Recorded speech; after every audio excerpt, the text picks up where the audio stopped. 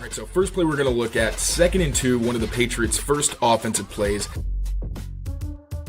What's going on, everyone? Mike Kadlick, Taylor Kyles here for CLNS Media, back with another episode of the Patriots Daily Podcast, powered by Prize Picks, powered by Omaha Steaks, and today, Taylor, powered by a couple of Pro Bowlers, a couple of injury concerns, as well as a mailbag show. It is Tuesday. Normally Wednesdays are mailbag days, but because we have the holidays coming up, we're going to push it a day early. We'll still have plenty of content for you guys the rest of the week coming out in bits and pieces, but for now, this will be probably our final live show until Friday. If anything else comes up, we'll keep you guys posted and go from there. But kind of putting it all together today, talking about, like I said, some Pro Bowl stuff, plenty of news that came out down in Foxborough this afternoon. And then we will answer your questions that were uploaded on Twitter. If you guys, any live viewers here, have any questions, feel free to throw them in the chat, and we'll try to get to as many of those as possible over the next hour or so. But first, Taylor, the big news down in Foxborough is Drake Maye is a Pro Bowler for the second consecutive season. For those of you who are members, we talked about this a little bit today on our members show, but we'll talk about it again here. And if you end up seeing the full one tomorrow, check it out again there as well. But as we know, Drake Maye having one of the better seasons at the quarterback position so far this year, leading the league in completion percentage, top 5 in passing yards, top 3 in passer rating, and up there in passing touchdowns as well. We know that he's had a sensational second season in the NFL. He was asked about it today, said that, gave the typical humble answer. They're more focused on winning and that this is nice, but they want to win the Super Bowl, yada, yada, yada. But a good nod for the quarterback, who once again continues to prove that he is quickly becoming one of the better quarterbacks in the entire sport.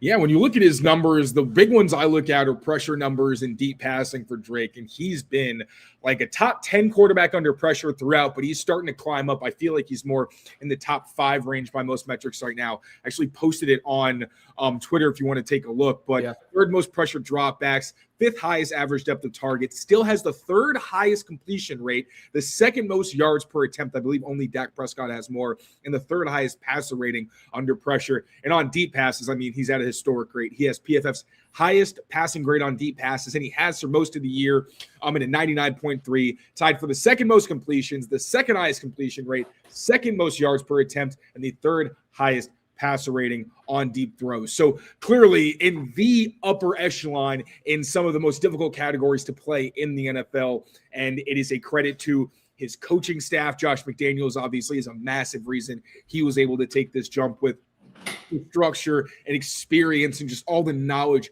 he has to offer Drake Maye that have, one, obviously helped him mentally in terms of maybe seeing things a little bit faster, but also, and I think the biggest thing is how Drake's looked in the pocket. Like last year, because he made so much progress from when he was at UNC, it wasn't like you could see it was better, but he still couldn't see how relatively bad it was compared to this season, where he looks like he took a 5-year jump. So kudos to Drake Maye. He absolutely deserves it. It has been a phenomenal season.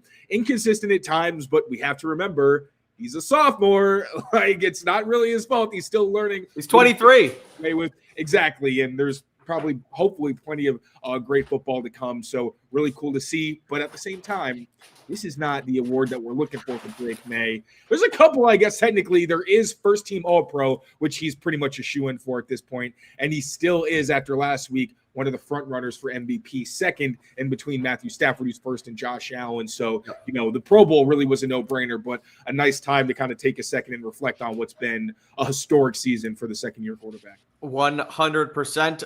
All-Pro definitely in his sights. Again, like you said, perhaps an MVP as well. We'll see what happens over the next 2 weeks between him and Stafford, but definitely put himself in that category, which is crazy and, super awesome to see for a guy in only his second year at only 23 years old. Another Pro Bowler on this Patriots team, Taylor, Christian Gonzalez, the 3rd-year cornerback, coming off a second-team All-Pro season last year, has come in this year and gets the fan voting, gets some some recognition as well here as one of the top cornerbacks in all of football. I believe he is in there in the category with Derek Stingley, Pat Surtain, a couple other guys there as well. So good stuff from Gonzo. Now, I will ask you about Christian and I'll actually loop in a mailbag question here that we got as well, because I don't think it's a shock that he got into the Pro Bowl, and I would argue that he is deserving. He is one of the better cornerbacks in the sport, right? That's why he is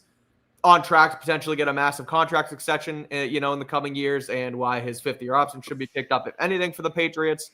And he's considered one of their better players on defense. But there's been some ups. I don't even want to call them ups and downs, but he hasn't really flashed a ton this year like he did last year. He's been a little inconsistent, maybe is the right word. Obviously, he made that good play last week on the on the batted ball, and then was able to meet Derrick Henry for some contact on another play, but kind of an up and down week last week. We actually have a question here too, asking about Gonzo's production this year being down. Do you think it's due to scheme, the hamstring, or just kind of, again, like Westicles is the question asker here. Him being 10 yards off of the receiver still driving him nuts. So first and foremost, I do have to say, kudos to Gonzo. He's a great player, deserving of the Pro Bowl. But his up and down season this year, and the fact that he kind of got torched a little bit by Zay, what do you think's up with it, and where are we at with Gonzo at this point in the year, in your opinion? So we've discussed this in an earlier show when we kind of brought up the whole Christian Gonzalez thing, but actually it was when we were talking about potential Pro Bowl guys. And to be fair, Gonzo has actually gotten better in a lot of his stats when you look at it, which is extremely impressive considering he missed time with the hamstring injury. Of course, missed games, that's going to play a factor as well. But it took him a few weeks before he really looked like he was in the same Christian Gonzalez realm that we expect. So again, smaller sample size, but allowing a lower completion rate, allowing a little bit fewer yards per reception. Now, he has allowed one less touchdown. I feel like when it comes to passer rating, you see it's really a 2-point difference. That probably is a big part of it. But also his forced incompletion rate is still almost identical to what it was last year. So efficiency-wise, he still is about the same Christian Gonzalez, and he's still a top 10 cornerback by completion rate allowed, touchdowns allowed, and passer rating allowed among the top qualified cornerbacks in the NFL. That said, his PFF coverage grade kind of tells a little bit of a different story, and it's similar to like Marlon Humphrey, where Marlon Humphrey's passer rating allowed I don't think was terrible, but his passing grade, or coverage grade rather, was really bad. And for Christian Gonzalez, he's allowed a 69.1 coverage grade this season. That's 31st among qualified cornerbacks. Last year, he had an 81.6. So that's a pretty significant difference there, over 10 points. And obviously, stats aren't everything, right? Right. But I don't think you can honestly watch Christian Gonzalez's tape and say that it passes the eye test for last year. I created, before the season, an entire thread dedicated to all of his man coverage snaps against the best receivers in football. And even though there were definitely some games where guys got the better of him, like Brian Thomas Jr. definitely did. Right. Garrett Wilson, that's been a pretty good back and forth battle. You can see he wasn't perfect, but still was hyper competitive in some of the most difficult situations to be in for a cornerback. This year, I don't necessarily see that same level of dominance. There are times where sometimes he gets separated against at the top of the route, where sometimes physicality can get to him. And to be fair, he has great closing speed, so that's not really a deal breaker, but he has allowed some catches because of it. The Mitch Tinsley touchdown, look, I'm not going to hold it against him. It was one play. It would be absurd to, but it does kind of stick in your craw a little bit. Like, wow, right. That was crazy that happened. And the biggest thing for me is that he's not generating turnovers. And you'd expect him to do that because while the Patriots' man coverage rates have been climbing in recent weeks, and that is significant, he's getting more man coverage opportunities. He isn't getting his hands on as many passes in zone coverage. And I do think it's a fair question of what, plays a factor. And I think it could be a lot of things. I think the hamstring could be a factor. I think missing games early in the season could be a factor. He's in a new system. He has new coaching. Like, there's a lot going on where it's very understandable why Christian Gonzalez on the field maybe isn't the same player as he was last year. And look, he didn't fall off a cliff. He's still a very good cornerback. And when we had our video talking about, well, is there a possibility that they could trade him in the offseason? That is not about Gonzo being a bad player or anything in the neighborhood. Right. It's more about he's the right player at the wrong time. Where you're a team that's built front to back, unlike some other Patriots defenses that were like, hey, our stars are in the secondary and we just have guys on the front who work together really well and are highly complementary, but we don't have to pay them a ton of money. This defense, I think you want that money. It already is. A lot of the money is going into the defensive front.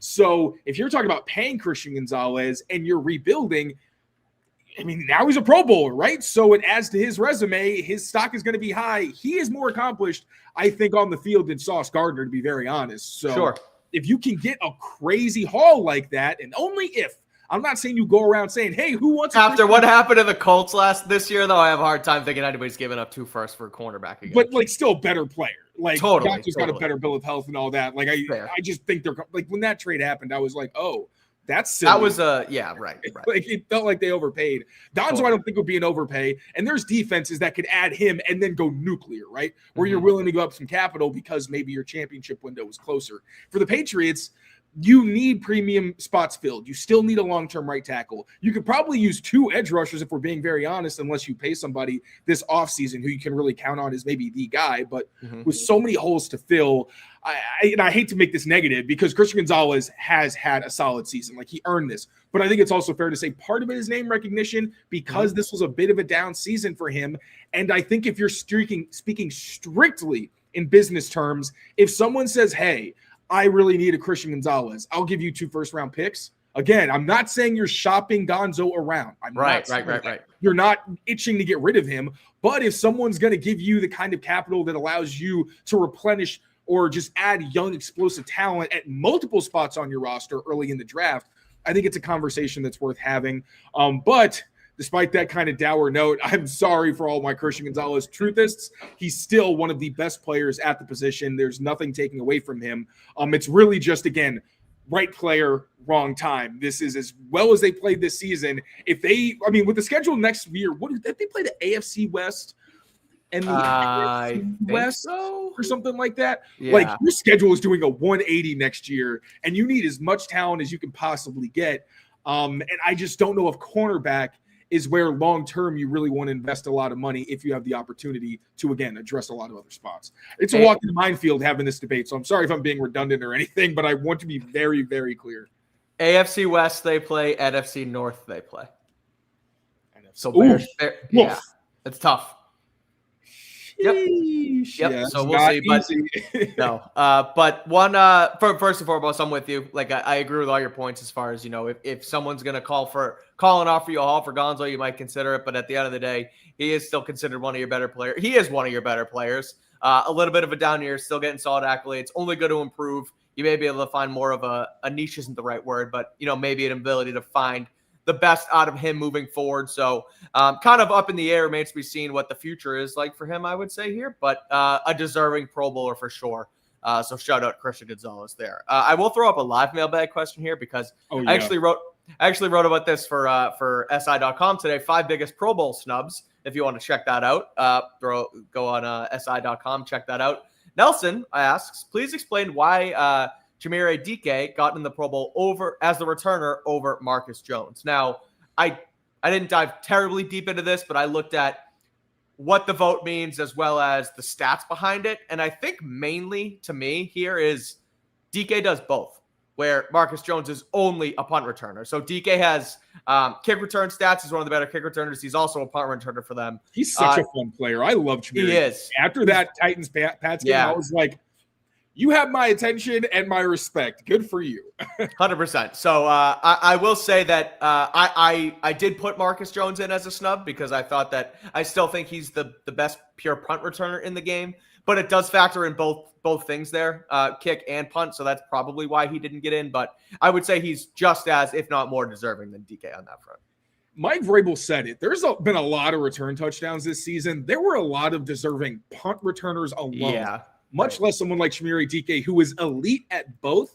When I saw it, I was like, nope, that's fair. After the game, after Marcus Jones' last touchdown, we put the list together. And even when I did that, it was Chimere Dike, who I was like, all right, if he doesn't, I think I said in the show, if Marcus Jones didn't make it, it was going to be Dike. So I didn't see him as a snub, especially considering we talked about maybe him getting in at cornerback. Right. And up to that point, he did have the numbers to prove it. Like, he was forcing turnovers, giving up some big plays. But to be honest, there have been enough blown coverages or sketchy coverages that I've seen from Marcus Jones where the boom has been awesome, but there has been some bust as well. And we've seen this from Marcus Jones in new defensive systems. Like, I think this happened to him last year or 2 years ago before he really settled into a groove. So it's nothing against him. And I'm sure they extended him. So he's going to be on this team for the foreseeable future. But I think Chimere Dike was more than deserving to be named a Pro Bowler as the kick returner, returner period. And Jones just hasn't overall, like people don't really punt him very often. And also, Right. I don't think the blocking's been great recently either, to be honest. He didn't really try to take any risks last game. So it's not like we've seen him return a ton of punts. He doesn't get a whole lot of opportunities. And again, as a cornerback, it's been a really good season for him, but also plenty of things where you're like, does he deserve to be a Pro Bowler? Right. Full body of work, I would say there were definitely people that were more deserving. Like Kamari Lassiter. Yeah. How is he not getting it? Right. I know. He's been awesome. Obviously, Derek Stingley's getting all the media attention, but Lassiter's let me see. Is he more targeted? He's probably getting more of the defense. Probably. Attention. Yeah. Let's see, Houston. I hate that sometimes the Baltimore for when I was at the NFL was BAL, but for PFF it's BLT, which is hilarious. Oh, that's the point. Houston was HOU. Now for this is HST. Kamari Lassiter is tied for the 9th most targets in the NFL with Quinyon Mitchell, and Stingley is tied for 37. Yeah. Kamari Lassiter has a 73.4 coverage grade, which is 12th best in the NFL as a highly targeted player. So, we know this is a popularity contest. But again, credit to Marcus Jones for one of his career seasons, but there were other people, punt returner and cornerback wise, that did deserve it more than he did. For sure. 100%. I'm with you there too. All right. We have, we'll talk some injury news here in a second, and we'll get to the rest of your mailbag questions.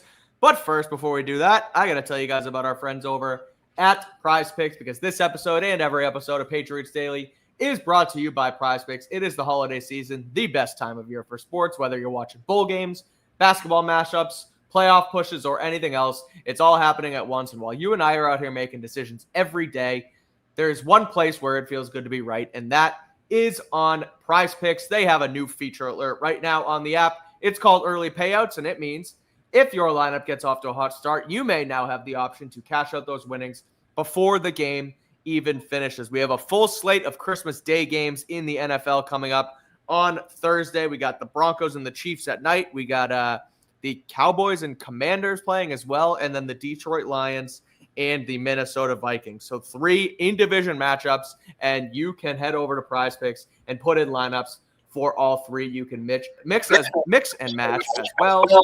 So don't wait. Download the app today. Use code CLNS and get $50 in lineups after you play your first $5 lineup. Again, that's code CLNS on Prize Picks. Use code CLNS to get $50 in lineups after you play your first $5 lineup. Prize Picks, it's good to be right. All right. One more thing before we get into the mailbag, and that is, Taylor, the slew of injury news that we got today down in Foxborough. The big one, the best one, is that Milton Williams they have opened Milton Williams' practice window. He has a 21-day window to be activated from the injured reserve, so he will start practice this week, promising stuff there. However, Kairos Tonga will be out the next 1 to 2 weeks with a foot injury. That's according to Ian Rappaport. 3 players in concussion protocol, all on the offensive side of the ball: Travion Henderson, Kayshawn, and Jared Wilson. Another one, Joshua Farmer, heading to injured reserve as well along the defensive line, so another hurt player there. And then Elijah Mitchell is signed to the practice squad. You know Elijah Mitchell probably from his days with the San Francisco 49ers. Was a fantasy darling there when they went through their little bit of a running back rotation for a while. So he'll be joining the Patriots, given that they have some more attrition yet again in the running back room. So instead of asking you piece by piece, Taylor, because frankly, we probably wouldn't have enough time for all that, we got some injury woes once again here in Foxborough. What do you make of it, and how do the Patriots move forward? Well, I'll just start with the recent moves. I'll go chronologically here from most recent to least. So they signed Brendan Hymes to the 53-man roster. That has to do likely with Jared Wilson, because now that's going to bump Ben Brown likely to that starting left guard spot. And who for signed an whatever extension. reason, Shout out Ben Brown, by the way. Shout out Ben Brown. That was buried absolutely. today, We too. said on this show, I'm sorry, I just fucking stepped all over your thing, but we have said that Ted, he's kind of on that Ted Karras trajectory. I didn't realize he and Ted Karras were actually on the Bengals together. So they've actually overlapped, and now Ben Brown potentially heading towards a Ted Karras-esque type of career. I don't know that he's going to be a starter at any point, and very honestly, he's probably more of a low-end starter. Sure. But I've said this team has a lot. So was Karras early in his career.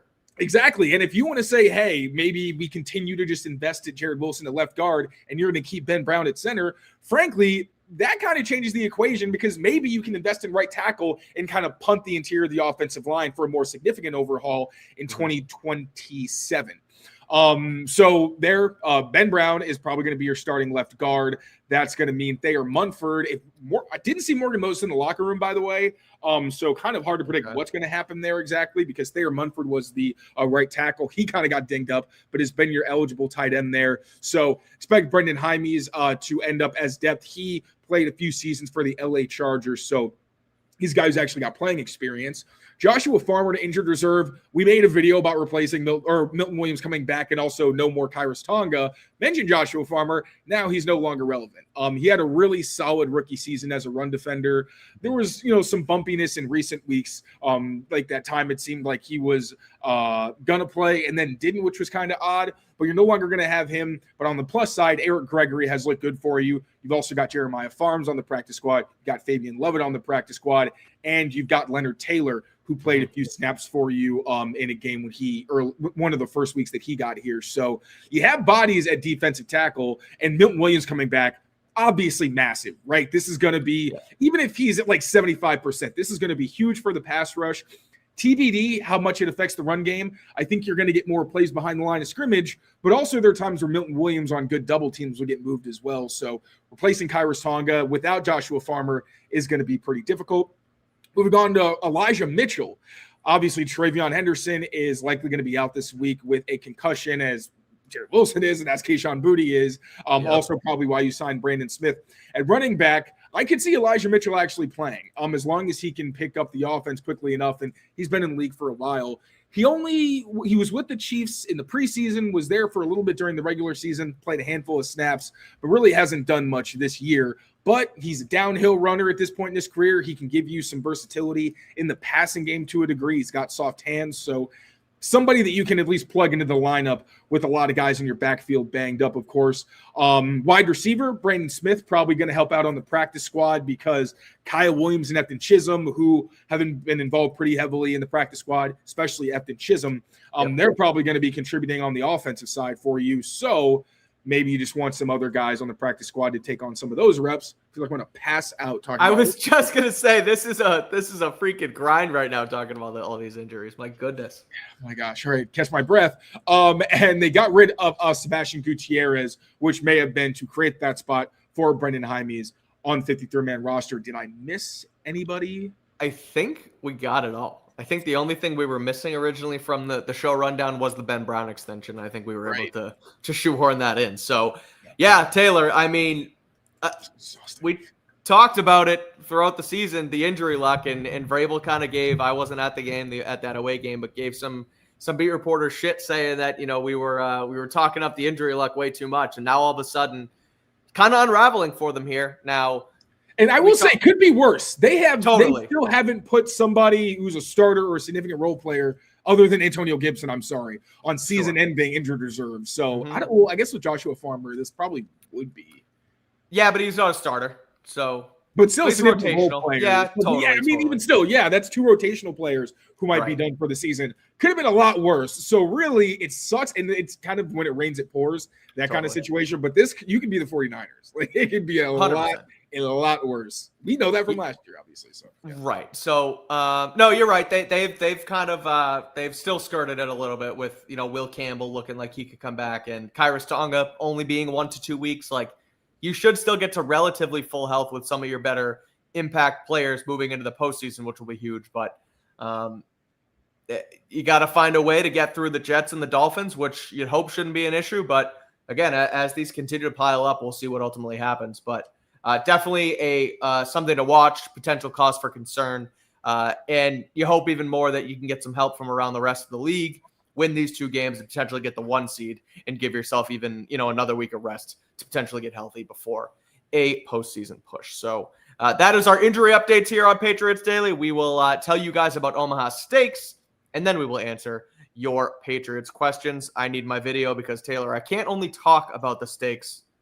We got to see them. I need to look at the steaks. There we go. There it is. Nice juicy burger on screen. A beautiful cut of filet. Is that a guacamole burger? I'll take all of it. Some ribeye, all that good stuff. Because it's the holiday season, and from effortless hosting to unforgettable gifts, Omaha Steaks delivers the world's best steak experience. With Omaha Steaks, you know exactly what you are gifting. They are USDA certified tender steaks, premium proteins, elegant sides, and decadent, indulgent desserts. You can shop the season's top gourmet gifts right now at omahasteaks.com.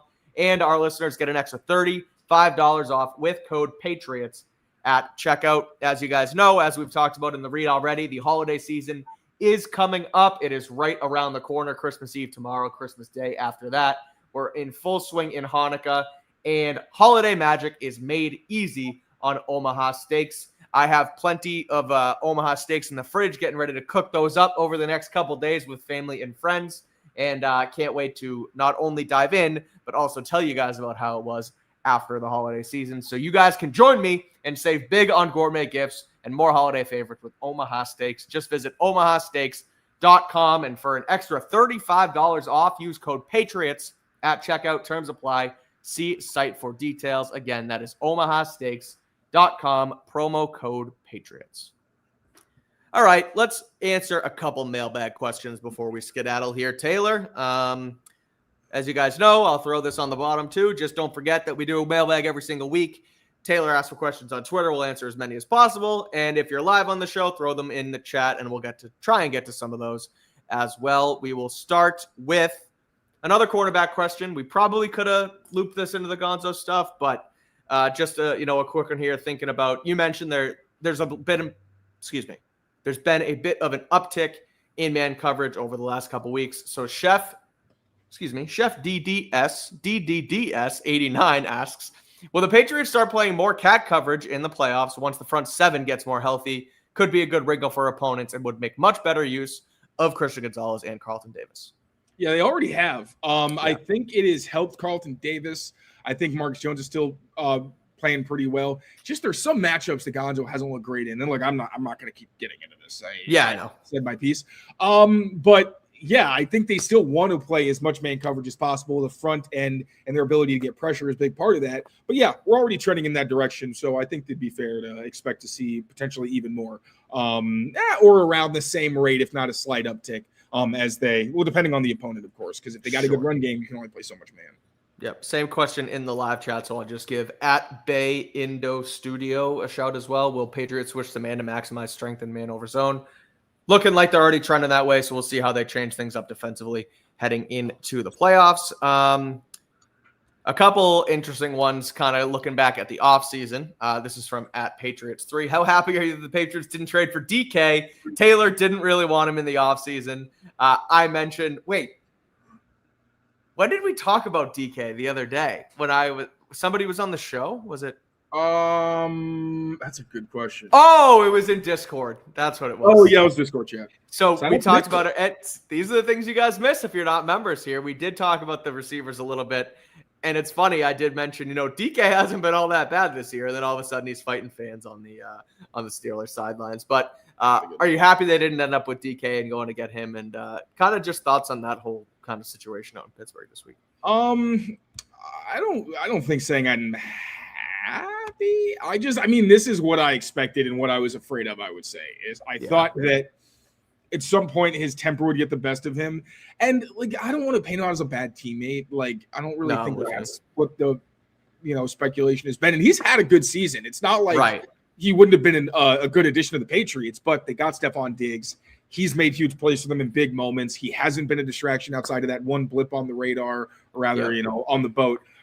So yeah, I'm not necessarily happy, but I'm glad that things worked out. I'll put it that way. Yeah. And I'll say too, I feel like there's not more to come, but it's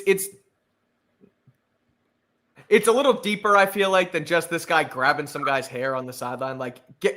There's a conversation about fans like an asshole. Yeah, that guy was being a jerk, and DK reacted, but it's maybe relax a little bit, but also maybe stop chirping random people, wide receivers that are just trying to do their job on the sideline. So it's such lame behavior, and I think it really is. Brain knows that, but yeah. So I just wanted to bring that up too. DK probably thinks and knows he made a little bit of a mistake trying to maybe take it too far or whatever, but there's layers to what happened in Detroit this weekend, and I don't blame it all on DK Metcalf by any means. Similar sentiment. How happy are you that they didn't trade for Brandon Ayuk with him this season, obviously being out for basically the year, and then having his contract voided in San Francisco was pretty wild as well. I'm very glad. I don't know what the hell is going on with that guy. He just, I don't know. Yes, I'm glad. I don't know enough about the situation to really cast too much opinion, but like the video of him speeding by 90 miles past the stadium, Shanahan being like, well, he hasn't even been here. Like Milton Williams got credit today for being on injured reserve. Different situations, of course. Sure. He got credit today for how active he's been while being on injured reserve. So yeah, man, keep Brandon Ayuk far away from New England, please. No, I'm with you there as well. All right. Now, what do we have? 3 more? We only have 2 more. So if you guys have them in the chat, feel free to ask them. We can get to a couple before we get out of here. This one I just thought was hilarious. Not really too relevant, but now that the dust has settled and everyone's left town, what the F was the deal with that random Bears game when Bill planned on playing both Mac Jones and Bailey Zappi on Monday Night Football? That was one of the wilder things that happened in the whole Belichick end and Brady breakup and the Mac Jones thing. Like, that was malpractice, I feel like, going into that Chicago game, the way they handled that entire quarterback situation. So given that it's a light mailbag today, I figured I'd throw in there and just we can yuck that up a little bit, talk about that one. I mean, it just was one of the early signs, like, okay, this guy's losing it a little bit. Yeah. Like, maybe in Bill we don't trust as blindly as we have in the past, but yeah, that was bad. That was really, really bad. And it was so funny. Like that was my first year on the beat full time and part-time. Anyway, I think I was with CLNS because I remember writing about it. Yeah. With on the CLNS back end, but it was like the whole stadium was like chanting Zappy. He threw that touchdown to Jacoby. Like you said, it was schemed up perfectly. I think they ran some sort of leak route. He ended up wide ass open. And it's like, oh my God, they have a new quarterback all of a sudden. It's F Mac Jones. Like that just added like another sort of split in that quarterback room. And then Zappy ended up finishing the game with, I think, an interception or 2 that were horrible. They lost to the Bears. And ever since then, it was just a complete nightmare. So one of the many blips on the crazy end to the Bill Belichick era here.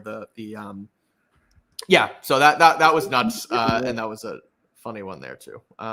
Serial Stoke was at that game. It was pissed me off that Zappy was getting those chants. Yeah, it was wild, but the place was going nuts.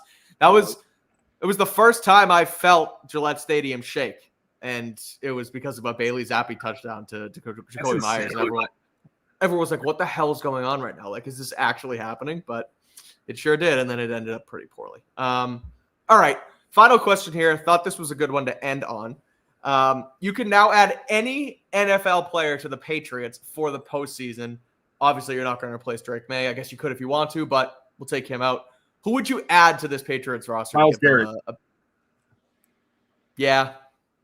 Myles Garrett. I don't even have to think about it. Myles Garrett. First ballot Hall of Famer. Yeah. Give me Myles Garrett, please. What about Jamar Chase or Justin Jefferson? Do you think about either one of those guys? You're fine with the wide receiver room? Myles Garrett, yeah. All right, let's give who's like the pass rush needs more help than the defensive line period needs more help than Drake Maye's receiving core. Who would be the second player on your list? Second defender. Because I'm with you. Like I'm trying to think of another like impact player that could be like bring him in, no questions asked. Because like Brian Burns, like he's second in the league in sacks, but like he doesn't jump out at me like Myles Garrett does. Right. I'm looking at PFF's defensive grade, so I'm kind of cheating here. Yeah. No, that's fine. Let's see. Oh, now you're going to take forever to load. That's cool. That's really nice of you. The chat agrees. Myles Garrett. Yeah, Myles Garrett by a mile. Will Anderson. Oh, that's a good one too. He's solid. Or Daniil Hunter. I'll take either one. Actually, no. Obviously, no. Overall, Will Anderson for sure because he's younger and he's already a captain. He's a first-year captain. Yeah.